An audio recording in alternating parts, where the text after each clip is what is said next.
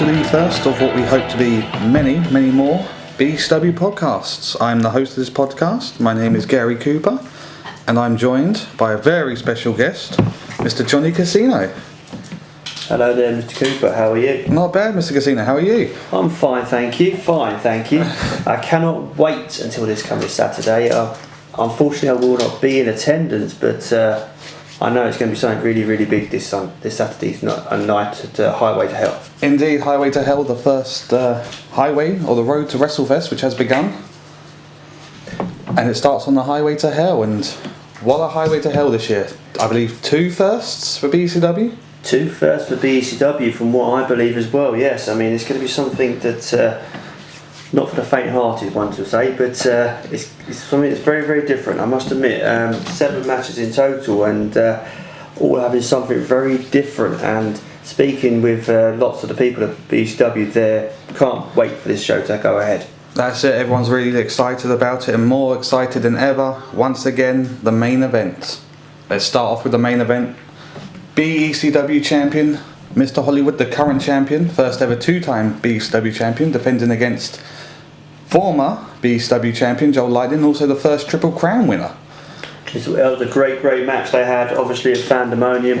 It moves on from Pandemonium, and I was still shocked that Joel Lightning gave up his chance to make amends and just take it. Mr. Hollywood give him a second chance of the belt straight away when he won it at Pandemonium, but that just proves the sort of guy Joel Lightning is, and you know, it was a big surprise. It was. I mean, I was standing in the back quite shocked by the Joel, you know, his instant rematch. He didn't win it the way he wanted it. The administration mucking up the plans at Pandemonium.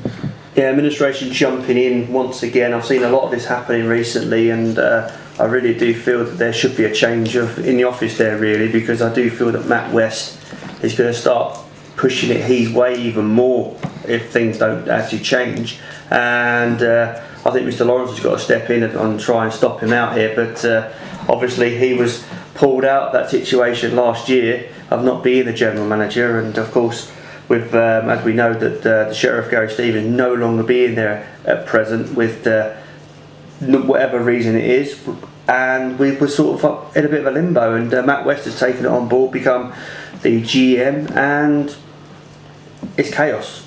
He's running it his way, and his way seems to be a bad way for a lot of the roster. I wonder if a lot of the roster right now are thinking, wow, maybe things weren't so bad under Ben Lawrence. But they probably were thinking that now, because I can see a few of the good guys thinking like that, thinking that they did have a lot more say and a lot more what they wanted with Ben Lawrence in the helm, but obviously don't always get what you want in life, and that's the way life works. But that's it. Joel Lightning, quite a Cinderella story, I guess we could say here for Joel Lightning. He last year was the tag team champion, still the longest reigning tag team champion, 169 days with his partner Leo Shadows. Again, amazing record.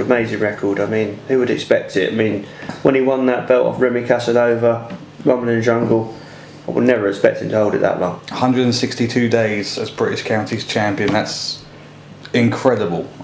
I mean, but this match, obviously, Mr. Hollywood knows Joel Lightning. Joel Lightning knows Mr. Hollywood. It's going to come down to, again, power versus speed. It's going to come down to, obviously, agility versus strength. That's the way the match is going to be. It's good. I mean, I can't pick a winner, really. I mean, I know that, obviously, last time Joel Lightning beat Mr. Hollywood with the situation of the administration getting involved, but I think he also, at the time, did slightly have the upper hand on Mr. Hollywood.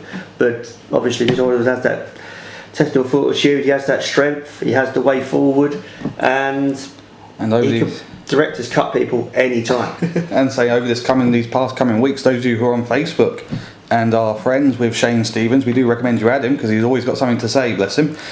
He really is showing ruthless aggression as well. He's getting a bit annoyed by my standards that you know, people are sort of more pulling for Joel Lightning. Those of you who go to the Highway to Hell fan event page on Facebook will see opinion polls that BECW management have put up, and I believe at the last check Joel Lightning was winning 11-7 on Mr. Hollywood. I mean, that just goes to prove a point. I mean, it is a divided conquer situation, because Joel Lightning is a guy where he can win, and he has overcome the obstacles to become the champion. He has been there, you know, for a length of time, and he knows what Mr. Hollywood is about.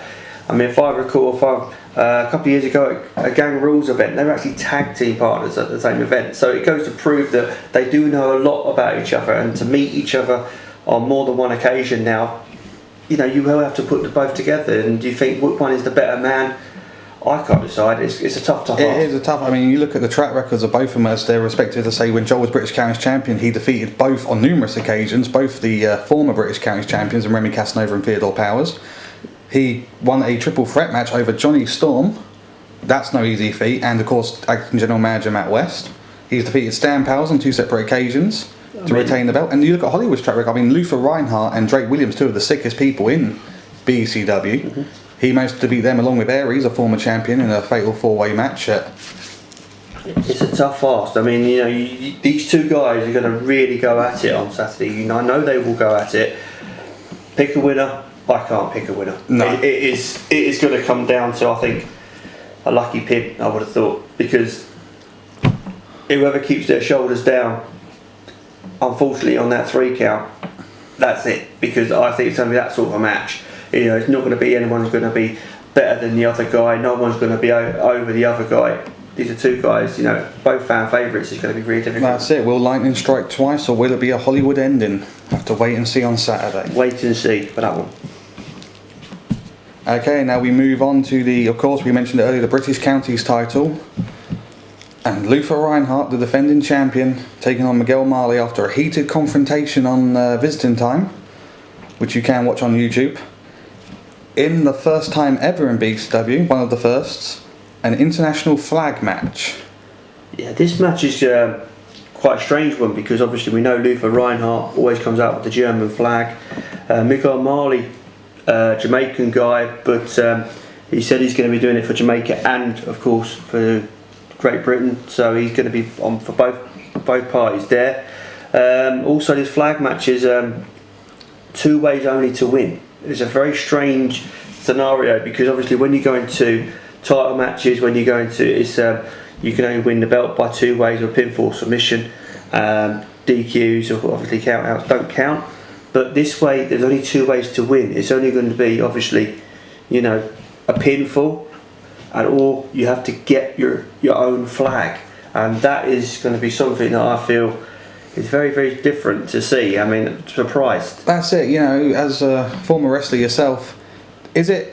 How does that benefit a champion? How does that benefit a defending champion? Because it's, is Luther Reinhardt going to a local playground and climbing up ladders or climbing up poles? Well, I personally feel that he has to beat Miguel Marley early, because the longer he leaves the match going, the more damage he could probably do to himself as well as doing in the ring. And all it takes is to climb aside of the ring to clip your flag, and I think Miguel Marley could do that. Whereas in the match situation, if Luther Reinhardt is very, very, thorough in what he does, he's very, very damaging in what he does, so therefore that could cause him to win easily, quickly.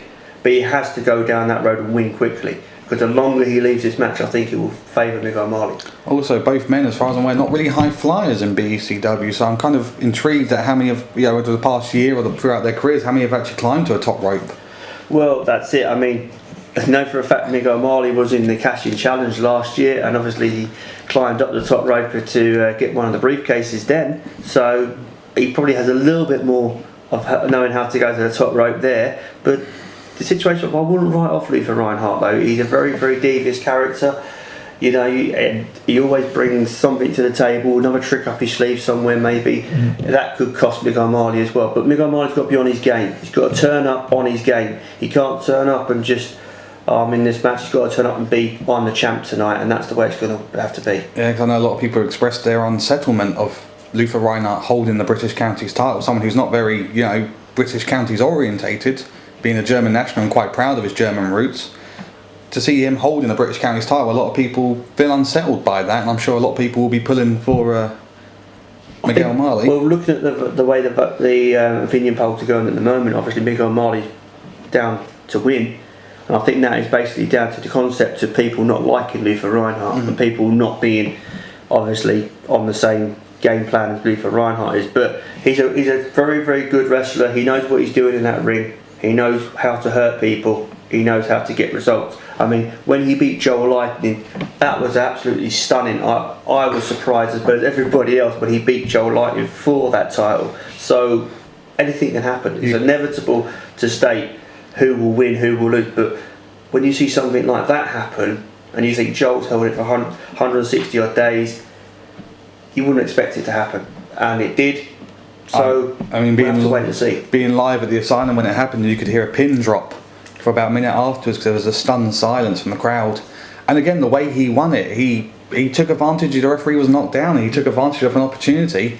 And again, it's something that Luther Reinhardt's done on numerous occasions, taken advantage of an opportunity. I mean, we saw last Sunday on Visiting Time, Luther Reinhardt in an intergender tag match. I mean, it was against Joel Lightning again, and there's still parts of his game where he brings to the table for people to actually know that he's going to cause problems. He will hurt people. He doesn't care, what he does in that ring, as long as he wins. That's his aim of the game, and that's obviously a good aim to have. Definitely, I can't agree more. Let's move on now. Of course, this is the one that's causing most controversy on the opinion polls. I think it's still at a dead heat, and that's the BECW Tag Team Title match. Defending champions Viva Buff Vegas, team of BB Buff Broadside and Les Vegas, defending against quite a strange combination. A team which I guess you could say came out of the voting for Fandemonium. The Dusty Highways, of course, making them the Highwayman and Little Dusty James Rhodes. And again, it's one of those, they were on the polls together for the tag team voting option, of course, which Marcella and Theodore Powers won, but were unsuccessful. And that Dusty Highway has now suddenly launched themselves as a team. Quite straight. It's just a strange combination for me. But it's two guys, two up and comers. And in your opinion, who the opinion polls are deadlocked? I would say I'd like to see two young up and comers like the Dusty Highway win the tag team championships. But at the same time, I don't want to see Viva Buff Vegas lose them. Yeah, that's another situation where you've got to have two guys, that you like. Who do you like? I mean, I was never really in tag wrestling myself. I was mainly a singles guy. And so to see the situation of like good tag teams, Viva Buff Vegas have done that. They're a good tag team. They've been going on since they won the belt. They've even fought each other. Due to Matt West, they even fought each other. The instant title. And you could see on the face of like Buff, he didn't want to fight Vegas, and obviously I don't think Vegas wanted to fight Buff, but they had to do it. But with Team Dusty Highway, two young lads that, it's a Cinderella story for them in a way. If they capture the belts, that'd be something great for them. I just don't know about the concept of the team, because I'm a bit suspect about the Highwayman. I mean, Dusty's a nice guy, you can see it on him, he's enthusiastic and that. Highwayman, I don't know, I think he's got a bit of a danger streak in him, and I've also got to think, is he on the road?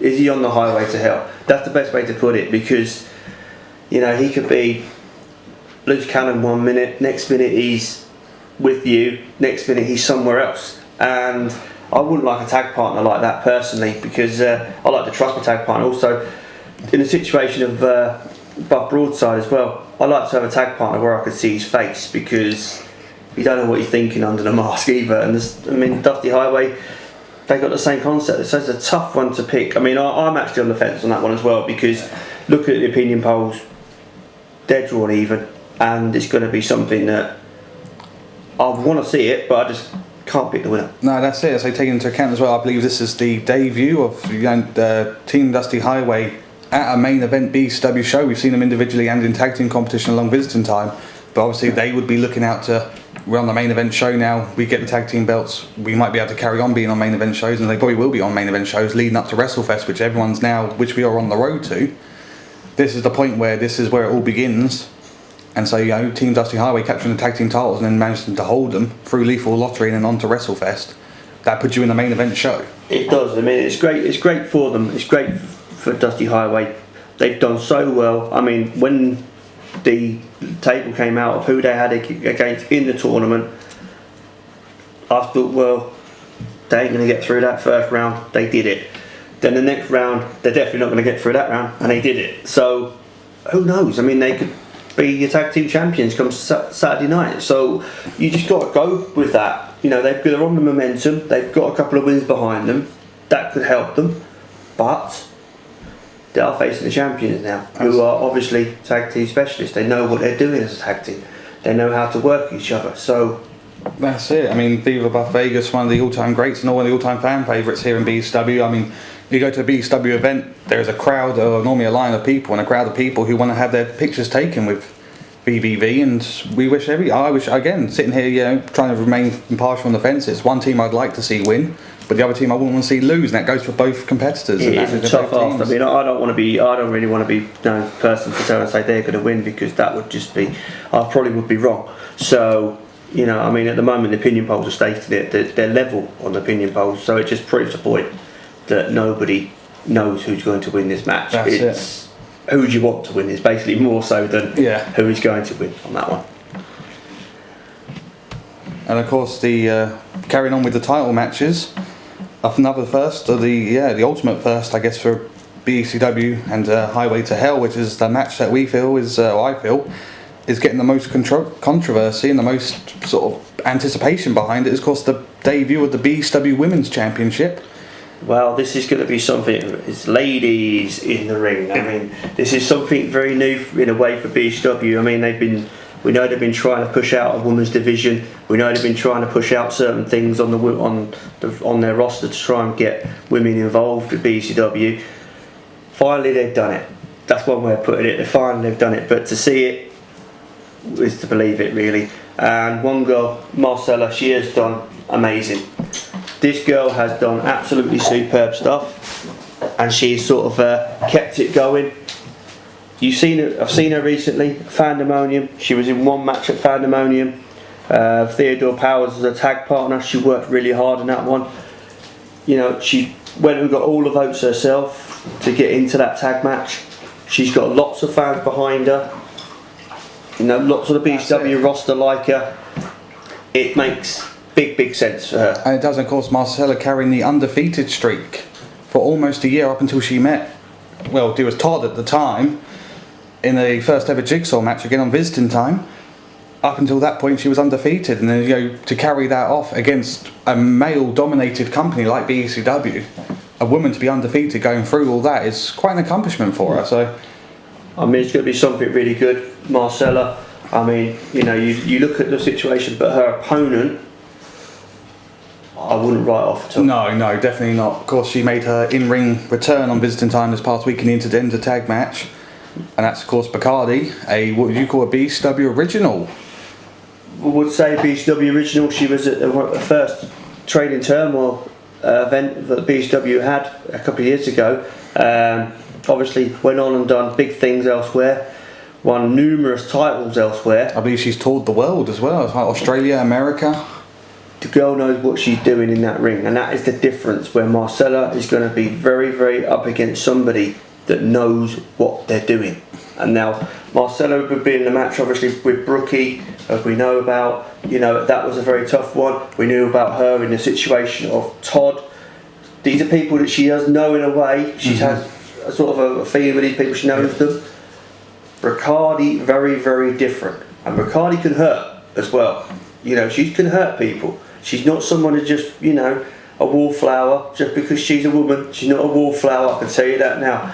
And I would like to step in the ring with her personally, because I know for a fact that she could probably give something back. But then Marcella, we don't know too much. You know, Marcella, I mean, she gave Luther Reinhardt a hell of a slap. That's what I mean, a hell of a slap. So you don't know what she carries with her. You don't see it all in one go, but there's more to her that meets the eye. And I think this match is going to be something that everybody's going to be waiting to see. It's going to be one of them sort of matches where it will be up and down, but I do feel that there is going to be, you know, something big at the end of it. If Bacardi wins it, another title to her collection. If Marcella wins this, first ever BECW Women's Champion.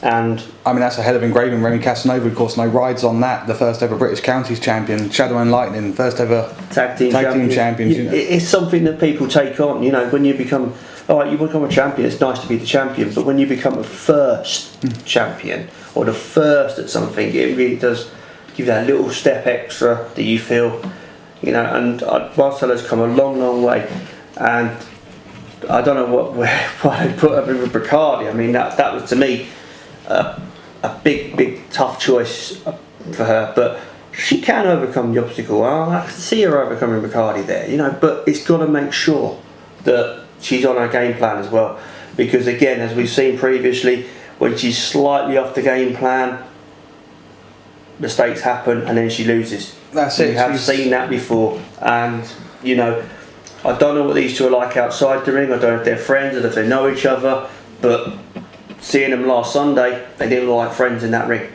and that's where I can't wait for the match. That's it. I think a lot of people are anticipating the match, and I for one am. I mean, since joining BECW, the women's division has always been spoke about, and the women's championship has always been spoken about, and now to finally see it and have it is going to be an incredible thing. And of course, Marcella, some people say she's a bit wet behind the ears, but she can hold her own in the ring. Bacardi, we all know, can hold her own in the ring. I think, no matter who wins, they're both going to be champions. I think there's going to be a little bit of respect there, back and forth. Yeah, I quite agree there. I mean, again, it's another match where you can't pick the winner because you don't know what people hold in reserve. That's where the difference is there, because you see what Bacardi can do. I've seen her on the circuit. I know what she can do. Marcella, I don't know what she has in reserve, but I've seen what she brings to the table. I know what she can use. I know how she goes about her way in the ring. But I mean, that's it. I mean, Marcella, of course, really came out of her shell in the tag team title match last month at Pandemonium, and she really held her own in that one. That was really good to see. But this time it's the women's title on the line. This is a singles title. Again, Marcella's first opportunity. Tough ask. I mean, I wouldn't want to be the person sitting there saying who's going to win, because that one's a tough one as well. No. I just feel it's, whoever becomes the first ever women's champion of BECW, that's some feat for whoever takes it. So that's it. And you think of all the British ladies talent that is around the country, and I know, chatting to Ben Lawrence, that we have had quite a few phone calls and quite a few messages through to BECW HQ about, we'll come and fight your champion, I'll come and fight your champion, and who knows what we'll see. The champion's that's a good point. That's a good point, because at the end of the day, that proves the point. Now the women's division is now up and running. The women's title is now going to be shown off from Saturday. Can't wait to see what it looks like. I mean, and I know the belts always look great. I think the women's title look great as well, but that will then entice probably other women to want to come to BECW. That might give that little focus where BECW's been losing that niche market they needed for so long, and I think that could be a good benefactor for them, because at the end of the day, the more women they get through the doors, the more names they get through the doors. They had big names recently, and it'd be good to get more big names coming through the door there. That's it. And so that's the championships covered. So let's move on now to the other matches on the card, and of course let's start off with this one here. This Richie, Delight and a mystery partner versus Aidan, Gallagher and a mystery partner. Well, I can tell people now, neither of them is going to be a partner to Johnny Casino. No? No. They haven't contacted me. I know nothing about this. I'm not put in this match. Very strange. Very, very strange circumstances. I mean, obviously we saw what happened on visiting time between Aidan and Richie. They were, very much not on the same page. I mean, Ben Lawrence did make Richie's life look a bit of a fool. I did laugh at that. Yeah. But the situation of it all is that they're both good wrestlers, and they want to prove a point. And I don't know whether it's going to be a question of who I can get in is bigger than who you can get in, or what way this is going to work. I have no idea. I know for a fact that Richie Delight has stated that it won't be hard for him to find a partner. No, of course, Richie Delight right now touring the circuit, is I guess what they say in the business, is the term, that he's going off to other companies right now in wrestling, and being quite successful in that route. So, as I well know, when I used to do the interviews for people and I'd go around and tour the circuit, you get to meet people, and people who generally, they see your talent and you see their talent, and they're like, let's team up one time. So it will work together for Richie, because he could just go to another company or ring up somebody and say, do you remember me? Blah, blah, blah. Fancy coming down. That's hard it. to hell.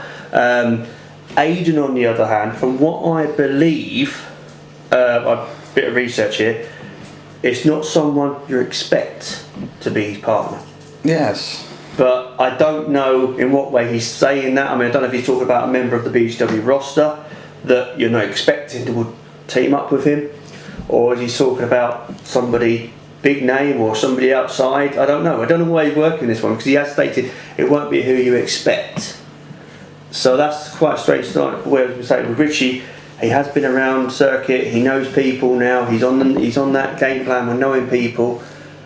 You know, but we can tell one thing: it will not be. We know it's not going to be Stan Powers. Oh yes, definitely. Because obviously we did have the BECW management thing the other day, stating about Stan Powers obviously no longer with BECW anymore. But so it will not be him. But apart from that, we have a situation on our hands where two guys are going to come out with, and who their tag team partners are. I can't answer that. I mean, I can't even pick a winner, because at the end of the day, you don't even know who the partners are going to be. No, that's it. I mean, Richie could get a former 12-time tag team champion as his partner, and that could be it. I mean, that's it. Richie calls himself a former 2-time tag team champion and king of British wrestling. Aidan Gallagher on the other side, internet champion. It's hard to sort of play out who's going to be, because again, and how do you prepare? How's Richie Delight preparing? You can prepare for Aidan Gallagher, but let's say if he, Aidan pulls it, and brings someone in. If he pulls someone in from the outside, I mean, it could really throw Richie's game plan off. Because at the end of the day, I mean, we've seen already this year, BECW pull through the door. Johnny Storm has pulled through the door. James Mason could turn up, You could also have Zach Knight turn up. He's been on visiting time. That's it. You could have, I know Doug Williams has been around BECW recently.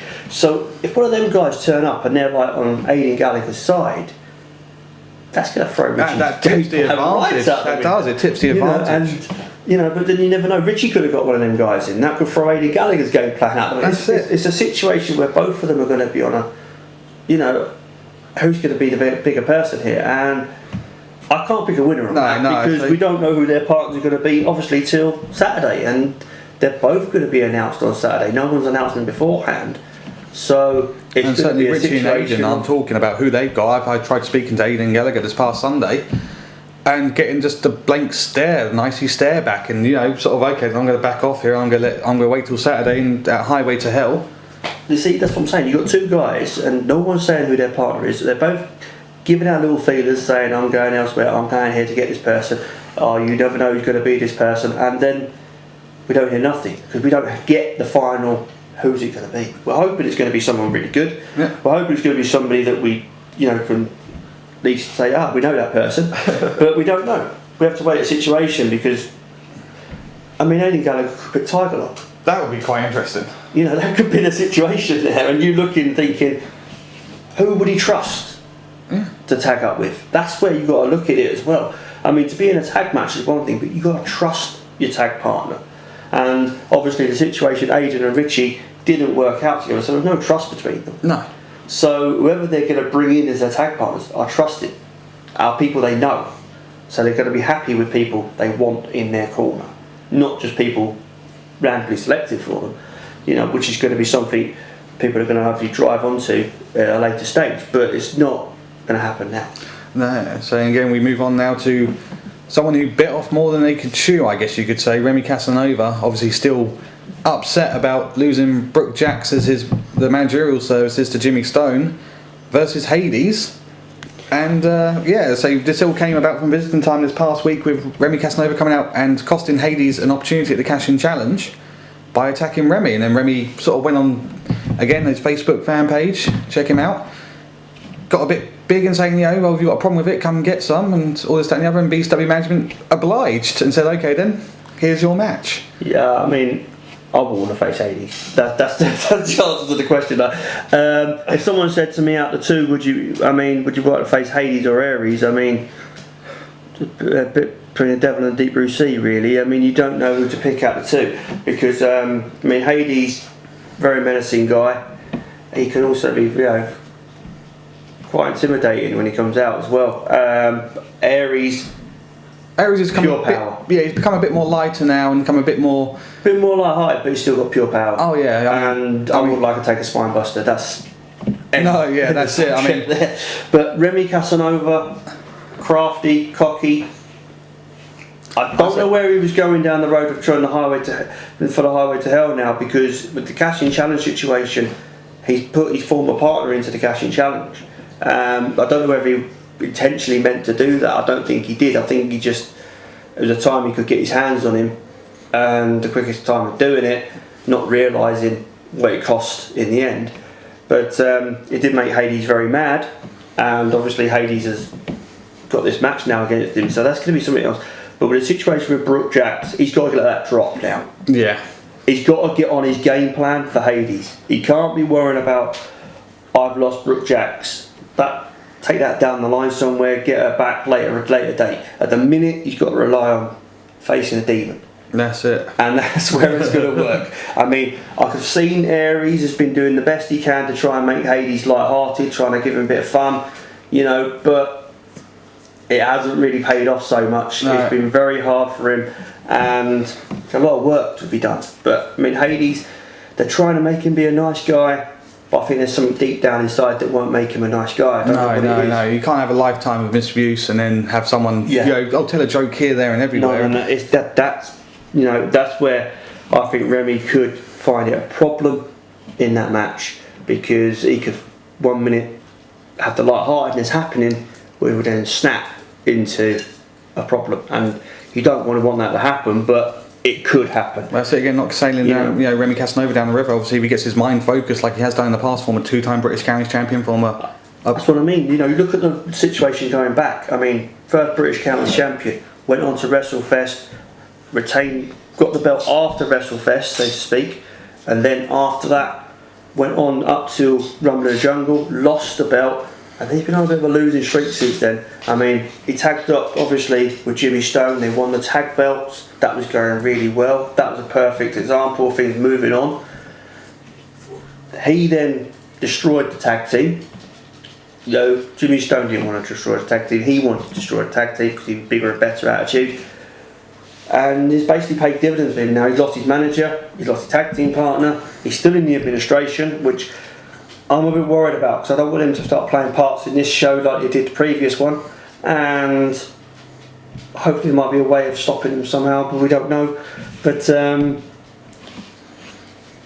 it's a tough call on that one, because very, very crafty, very cocky, but he also knows what he's doing in the ring. He's not someone that you can just take it off, and think, he doesn't know what he's doing, he's on a losing streak. And Hades doesn't want to think like that as well, because if Hades starts thinking, he's on a losing streak, I should win this. Mm-hmm. You could lose. That's it. There, and you don't want to start losing. And this is speed versus power, because again, there's a reason people pay the GPG very handsomely to do their dirty work for them. Well, they've been paid previously by a few people. Let's go, Marcella, obviously. Yeah, she paid him off a few quid. Tyga Lock gave him money as well. Yeah. Mr. Lawrence gave him money as well. Mr. Lawrence, that was more for the protection side of things, not for a beat down side of thing. Matt West obviously paid them off. Paid them off. Yeah, that was a big surprise. But they got spine busted for that, and it proved at the end. But it's one of them situations where you don't want to mess people around and mess up the GPG, because they can hurt you. Yeah. And Remy Casanova doesn't want to go into this match on an attitude of tormenting them, because he will find very quickly to be hurt. And I would hate that to happen, but it could happen. And the situation is that the GPG, I don't know if Hades will have Aries at ringside. I don't know if Hades will be on his own. It's Remy Casanova, will he have the administration? That's a tough call. So we'll have to sit and wait for whatever's going to happen. And I feel that Remy Casanova I think he could win it, personally. He's got that slight edge of being a champion. Oh, we saw he's one of those people who have listened and become ruthlessly aggressive. You saw the match with Tyga Lock, again, the cash and challenge qualifier. He didn't win the match, but he made sure Tyga Lock remembered who he was. See, that's what I'm saying. Again, it's another angry young man who's obviously lost his lost the managerial service of Brook Jax. But if he gets on his game plan, he can beat Hades. It can be done, but he's got to get on that game plan. That's it, and there we come finally to the last match of the evening. Of course, the return of the cash-in challenge, a little different from last year. Last year there was 4 briefcases, 4 opportunities. This year there's 1. That's one briefcase for the coveted BECW title match. Anytime, any place, you'll be able to cash in. And let's take a look at the combatants here. Let's have a look at the first one. Let's start off with, let's do it in the order they advanced in. So we go with Kieran Corrupt, undefeated in BECW as far as I'm aware. Undefeated in BECW, very, very good young high flyer. He brings a totally different ball game to it. You really have to be on the mark with Kieran Corrupt. He's a guy where an instant he will pull a move off, and and as long as he's got no fear of heights, climbing a ladder to get that briefcase, he will. I do firmly feel that he's a good person, a good favourite. Again, he's one of those high flyer guys who can also do groundwork, so it's going to be quite interesting what he brings to the game. And of course, I do believe it's his first ever ladder match. See, that's where you say the situation of the Cashy Challenge is going to be a first for a few people in it. And after Kieran Corrupt, obviously never been in that match before. Who can we state he'll win it? That's it.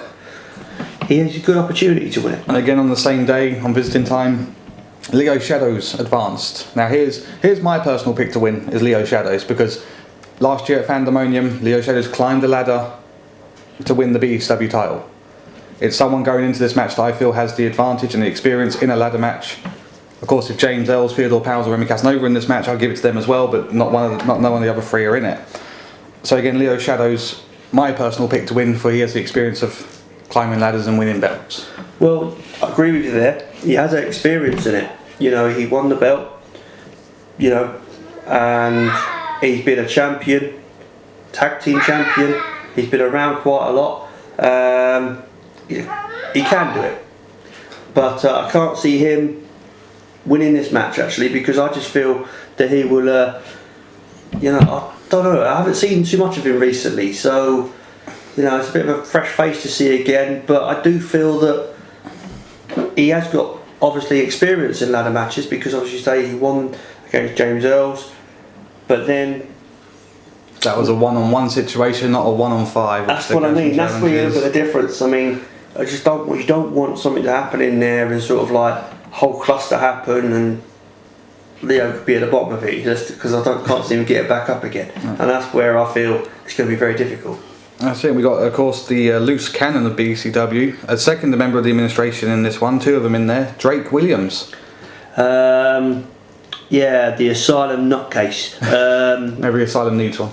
Yeah, and I think he should come out for straight jacket really, because this guy, as you say, loose cannon. There's a couple of them in it, but he's a loose cannon. I wouldn't like to meet him on a dark night. I tell you, he's one of the sort of guys where he would just bulldoze you, and that would be it. He could do damage. He's no stranger to the main event picture either, of course. But again, during the I believe it was during the Fatal 4-Way at Spring Stampede. Yep. Spring Stampede during the main Fatal 4-Way there. He's the one who pulled out the table and then persisted to put Hollywood through it. So again, he's no stranger to using weapons in the ring. No stranger to using weapons, but to use a ladder, but you've got to climb the thing to win it. I mean, again, that's another situation where we've got to go down the road of. Well, this kind of thing, is Drake Williams even aware of that this is a ladder match for a case above the ring, or is he just, oh great, I get to hurt people? It might be a case of that more so than anything, because you've got to look at the situation. Drake Williams is one of them sort of guys where, he's the one in there, the dark horse, I think, in it, in this match, because I'm not saying he can't win it. I'm not putting him out at all, but he's the dark horse of it all. Because obviously with Kieran Corrupt and they're both members of the administration. You've got to wonder if Mr. West has given any instructions to say one or the other. Yeah, one or the other. You help him to win on one or the other. Or they said, That's it. I mean, basically, you could be pushing it. Kieran Corrupt, you win it. Drake, you make sure no one gets up that ladder.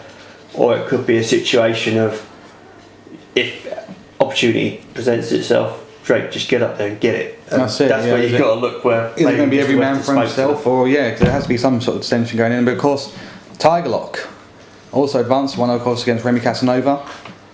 And again, Tyga Lock is, again, if you go to the opinion polls, Tyga Lock is second at the moment with opinion of 6 people. Well, you see, Tyga Lock again has proved himself. The last few shows he's been in. I mean, the chairs match against Bill Duffy was real hard hitting. He came out of that. You know, he's kept on his road. He's done well. He wants to be successful. Could be a big opportunity for the lad, and I really, really like to see him try this one, because I think it's something where he can progress himself. A year or so ago, I saw him riding on the coattails of his brother. Now he's on his own. It's a better situation. Oh, come on, Aidan Gallagher knew he was in that team. Yeah. He was the power of that team. I will admit, Tyga Lock was the one who, cost him the tag team titles in a handicap match against Marcus Brum for the tag team titles. Tyga Lock, who was, just taking a beating, refused to tag out to Aidan Gallagher, and I can see that. You see what I mean? So this is a time for him now, single competition, your chance to be number one, your chance to shine. Obviously, whoever wins this, they could cash it in that night. That's it, they got up to a year. That's what I'm saying. They could cash it in that night. So at the end of we said before, like the Hollywood and Joe Lightning match, you could have the winner of this come in and cash, and that's it. It can happen. We've seen it happen before, and it can happen again. Where people can just come in and cash it like that. And well, let's go back to last year. Last year we saw the 4 opportunities. Obviously, War at the time, now Aries, cashed in against Hades. He was the successful one. But he gave plenty of notice for that. He gave it 2 weeks' notice saying I'm going to cash in at Autumn Conflict, I believe. That's right, yeah. The leader sort of disappeared with his one, never cashed it in. He had up to a V-Tartar match or something. That was any title match on visiting time. But again, you look at Joe Lightning, who cashed in during a match. He had any stipulation he wanted, and he came out and cashed in during a match, which I've never heard of before. And of course Ian Lovelace obviously ruined the plans for that, because Joe Lightning stupidly gave Ian Lovelace the opportunity to choose the stipulation on his behalf. And of course the final one, Miguel Marley, who won the BECW title opportunity, cashed in at WrestleFest, but thanks to Sam Irvin, it cost it. It cost him. So yeah, that's it. You've got to choose the opportunities there. But you've got to choose the right opportunity to cash it in. You can't just cash it in, as I say, if you see Joe Lightning or Hollywood down as champion, that's it. You go out to do it, and that's when your chance is right to do it. You don't go out there when they're fresh as a daisy and they're ready to go for a match. Joel Lightning, I didn't get why he did that with Leo Shadows. He was fresh as a daisy, but I think he just wanted the opportunity to go against him, and that was the problem we had. That's it. I think it was more to prove himself. But again, if you win this, you can't be the nice guy and be the whole, I'll give you the advanced opportunity to go in and cash it. It has to be on the ball, and when you seize the opportunity to make your name and etch your name as BECW champion to enter into the record books.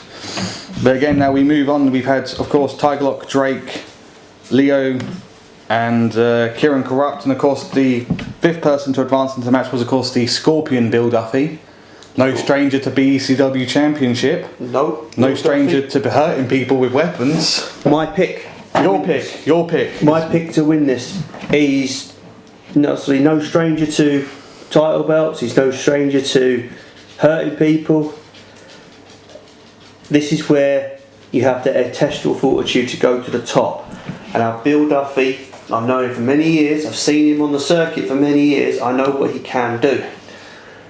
I can see him climbing there, getting his briefcase, because at the end of the day, one thing he stated in one of his promos, I want something. Now what you want is to be the top man.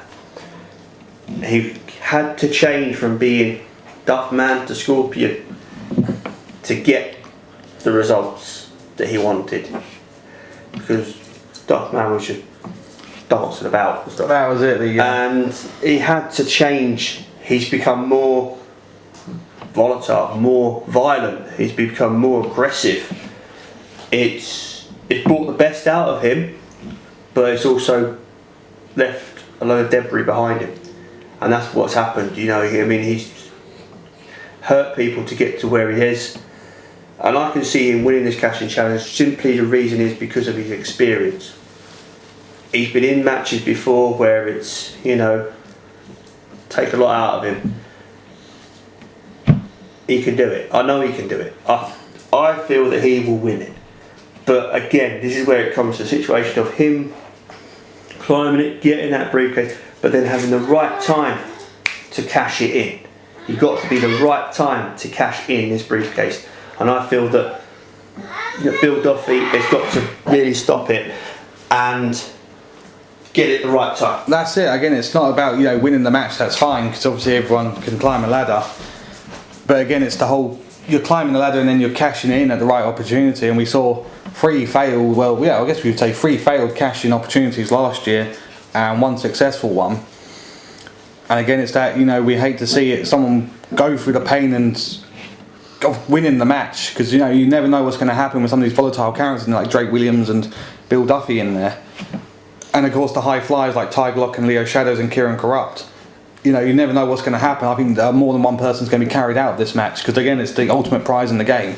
But we'd hate to see all these guys go through hell just to cash in at the wrong opportunity to be I'm Johnny Goodbuddy and I'll challenge you at the main event of WrestleFest and do it that way. It has to be done at the right time, and that's the way a situation is because when you win this you've got to cash it in when the champion is least expecting it. That's it. And you also got to cash it in when the champion is vulnerable, because there's no point in cashing it in, as I said, when someone's fresh and ready to go in a match, because it's just going to really make it a hard job for you. Yeah. And that's what the idea of it. But obviously, I would like to see somebody be up front and demanding and go up to a champion and say, "I want to challenge you for the belt here, now, done."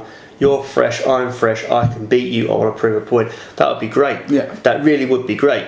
But I can't see that happening because I can see, so say if it is Scorpion Bill Duffy, he will take the opportunity when he gets the opportunity. That's it. And that's where you've got to look at, certain someone might do it nice, like Leo Shadows might be a nice guy, he'd be a nice way of doing it.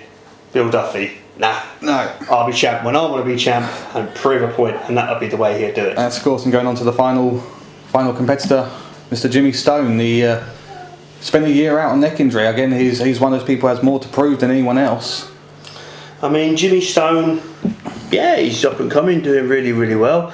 As I said, he was really doing well in a tag team with Remy Casanova, but the chemistry weren't there for Remy Casanova, and that blew out their tag team after they won the tag titles, and they were really doing good shakes. And I was considering coming back out of retirement maybe to manage the Heartbreakers, but that was the sort of team that I really like. I really like Viva Las Vegas, but I don't think they need a manager. Obviously, I'm not putting myself into that situation. And then they turn around and this is the way forward, and I think it's the way it's going to be. But Jimmy Stone, I can't see him winning it, but he'll be up there. Or more so than I say that Leo Shadows and Drake Williams are on my book to win it. But yeah, so that's not disrespecting them guys, but it's just that not seeing them for such a long period of time, I just think they're not going to show too much. That's it. Jimmy was of course out with a neck injury for a better part of a year. Became the manager of Remy Casanova, and then obviously coming out and as a tag team wrestler, he won the tag team titles. That's a given. But again, there's 2 people in the tag team. And Jimmy, he had an opportunity against Zack Knight on visiting time, and he didn't win the match against Zack Knight. And that would have, if he had beaten Zack Knight and not won this cash-in qualifier by disqualification, he'd probably have a lot more riding for him. But again, everyone else in this match, Tyga Lock won by submission. I believe Scorpion won by submission. And again, Drake, he just, I guess you could say, destroyed. They've all won on their own merit. This is what I'm saying. So he's sort of come into it as a situation where you don't feel he's going to, he give his all. No disrespect to him, he give his all in it. But if someone said to me out of 6, put your money on one of them, I already said it's going to be Scorpion Duffy for me, because I just feel he's got that little extra that's needed, and it's going to be one of them little sort of points where it's going to be interesting. But I ride my money on that, but I just feel, who knows? That's it. And then again, of course, Highway to Hell this Saturday, live at North Mitcham Association. It's Woodland Way, isn't it? 51 Woodland Way? 51 Woodland Way. So there you go. So you get yourself down there, guys, and you can see all this happening, and there's a lot riding on this, and we can sort of... Of course, check out www.becw.co.uk for all details on the show. Get down there, because this is going to be the first, and this is going to be history in the making, and you're going to be a part of that. But this concludes this podcast, and I'm sure we'll be back next month when we continue our road to WrestleFest with Lethal Lottery. Lethal Lottery, this is an event that's going to be a laugh, I think, more than anything, because people don't know who their tag team partners are or their opponents are going to be. It's random drawn. That is randomly drawn live on that I wouldn't like that, because that wouldn't. Well, the only thing you would know is who your partner's going to be beforehand, because last year it was on the day. Apparently, people didn't know who their partner was. That was it. On the day it was chosen, but this is going to be live on visiting time. It's going to be drawn live. And of course, whoever the tag team champions are will be drawn together as a team. So if there's Viva Buff Vegas or Team Dusty Highway, or someone else picks up the tag team titles in between then and now. So I mean, again, it's it's tough ask. I mean, again, it's a situation where we had said earlier about Richie and Aidan. They're both picking partners, but if both their partners were drawn for them, it wouldn't help them, because it would be a situation where, that could be, and apparently it's BECW roster, but apparently the whole roster's not going to be in it or something. I think it'll be about 20 names you can only have. 20 names chosen, and this is the BECW, the current BECW roster. So maybe a few surprises in there from the current roster. Very interesting, but we have to wait and see for that. But at the moment, we're talking on the Highway to Hell. That's it. This coming Saturday, 7 o'clock start. 7 o'clock start. And we'll have to wait and see. I mean, hopefully, we'll see you there, and maybe a new BECW champion. You never know. But obviously, we're definitely going to tell you now there will be a new BECW Women's Champion. Guaranteed BECW Women's Champion. Because it's the first off, So yeah, I can't wait for this. I mean, it's going to be something. I won't be there personally, obviously. But you guys get down there, get to see this. It'll be something really big. And thanks very much for having me. That's it. Thank you very much for your time, Mr. Casino. I've been Gary Cooper, and we'll be back for the Lethal Lottery podcast.